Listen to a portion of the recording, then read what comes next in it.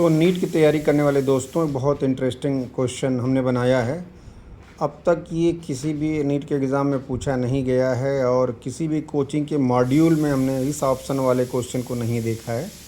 हो सकता है कहीं पूछा गया हो तो मुझे जानकारी नहीं। ये क्वेश्चन हमने खुद बनाया है। खुद इसलिए बनाना पड़ गया कि 10th क्लास के एक बच्चे को पढ़ाते समय कुछ कन्फ्यूज़न हुआ, इसलिए क्वेश्चन बना है। बहुत आसान क्वेश्चन है, बहुत सिंपल क्वेश्चन है। कार्डियोवास्कुलर सिस्टम से रिलेटेड एक क्वेश्चन है। First and second heart sounds are. तो first and second heart sounds are. Question को ध्यान से देख लीजिए, 10 से 15 सेकंड सोच लीजिए इसका आंसर। उसके बाद हम आगे बढ़ेंगे। इसमें हमने 5 ऑप्शन जानबूझ के दिया, खुद ही बनाया कि कोई भी कॉम्बिनेशन पूछ सकता है। लब एंड डब, लब एंड डब, लब एंड डप, लप एंड डप, लप एंड डब।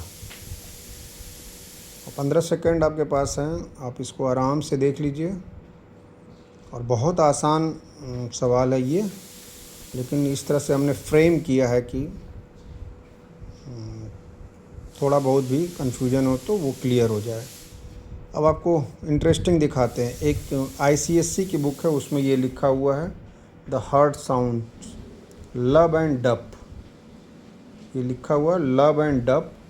यहाँ लिखा हुआ है फर्स्ट साउंड लब is produced when AV valve closed end second sound डप। तो इस किताब के हिसाब से, जो ICSE की किताब के हिसाब से, इस क्वेश्चन का जो आंसर है वो ऑप्शन नंबर 3 होगा। लेकिन रुकना है हमको। NCERT 11th क्लास की NCERT का जो बॉडी फ्लूइड वाला चैप्टर है, circulation and body fluid, page number 200, यहाँ पे इन्होंने लिखा है कि फर्स्ट हार्ट साउंड इज़ लब and second heart sound is dub. यहाँ पे दिया हुआ है LUB and DUB।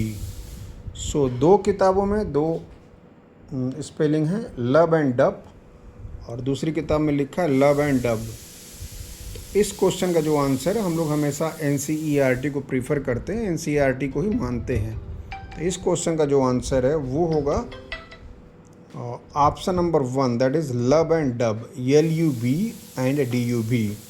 Very interesting. कोई नहीं जानता है कि नीट 2027, 28, 29, 30 कभी भी ये क्वेश्चन बन सकता है और पूछा जा सकता है। इंटरेस्टिंग है, बहुत आसान है, बशर्ते आपको जानकारी हो।